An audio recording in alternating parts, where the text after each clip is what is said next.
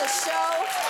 Our next guest delivered some of the biggest headlines of our time for decades before retiring from the anchor's desk in 2016.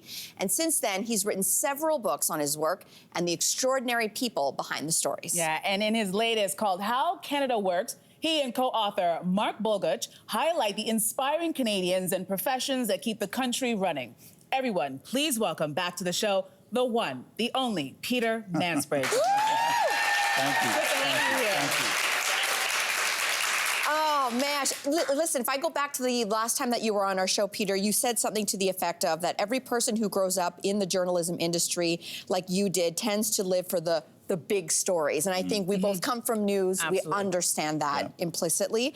But in this book now, you decided to then focus on everyday Canadians and their professions.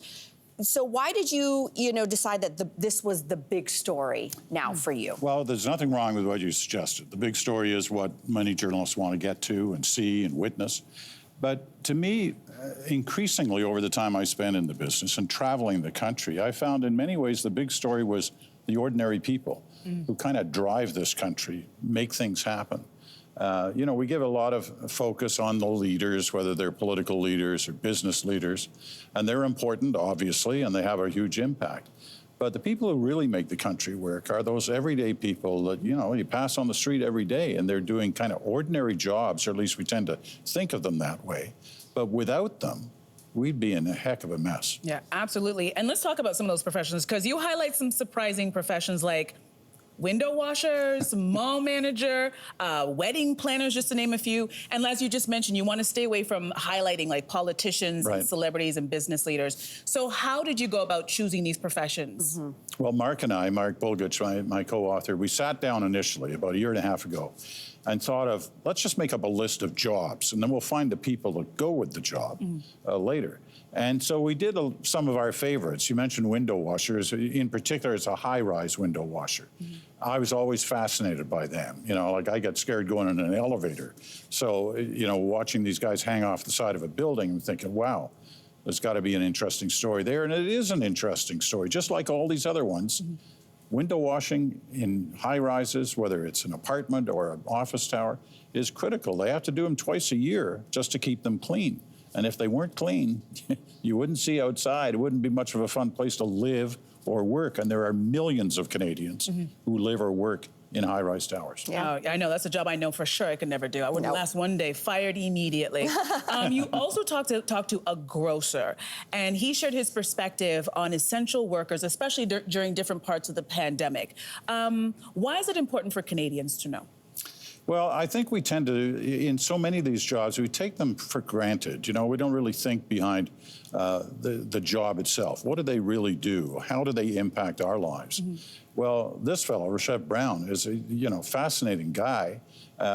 He's since left the grocery business. He's got into construction. But just telling the story of what it was like during the pandemic and after the pandemic, and all the different things that they've got to do to keep those stores and shelves full of the basic things we need. It sounds simple. It sounds automatic. That can't be a big deal. It is a big deal. And he talks about it in the clearest of terms. Fascinating. And you spoke to another professional who calls herself the last responder. Tell us about her. So her name's Luan Jones. And we were talking about first responders. We all had an enormous amount of respect for first responders, especially during the pandemic. She looked at me and she said, well, I'm not a first responder. I'm a last responder. She's a funeral director. Oh. And so her importance for her and for us is that she treats people just in the same way with kindness and respect as first responders do, and caring. It's a critical job. I mean, all of these jobs, you go through, there's 28 of them in this book. After you've read each one, you go, well, what would our world be like if they didn't exist, if that job didn't exist? And it would be, as I said earlier, it would be a pretty messy situation. I mean, I wouldn't want to think of what it would be like without funeral directors, for one. Yeah. Yeah, absolutely. Okay, so you also spoke with someone that I'm so curious to hear what they have to say. It's the chief of the Nestanga First Nation. His name is Wayne Munoz. And you asked, what does a day in the life look like for the leader of a community that has the longest standing boil water advisory in Canada? And that longest standing boil water advisory is 30 years. Wow. The Nestanga First Nation is in northern Ontario, quite a bit farther north than Thunder Bay. And that's been their main driving force in terms of public attention, is trying to get their boil water advisory. I mean, think of it. They have not had pure water, clean water they can drink from a tap for 30 years. It's embarrassing. So that's his main focus, but a remote northern community with many of the issues that many Indigenous communities have is a challenge for especially the chief, who's dealing, one day with water, that night with a child suicide, various band issues, all of that. All these are important ways of making not only that community work, but the country work in the long term. You recently created the Peter Mansbridge Emerging Reporter Fund at several universities across Canada. I've got to end with this question. What is your hope for the next generation of journalists? Well, I hope they don't lose the inspiration of the reason they got into the job, which is to tell stories and to tell important stories, and stories that impact all of us. I set this up with 3 universities, King's College in Halifax, Carleton in Ottawa, UBC in Vancouver. And I set it up to last forever because I think it's incredibly important right now in the business of journalism, as you two well know. It's a challenge, people losing their jobs, small operations shutting down, and some large ones. And what we've got to ensure is that we get the best young journalists into the business. This will help them do that.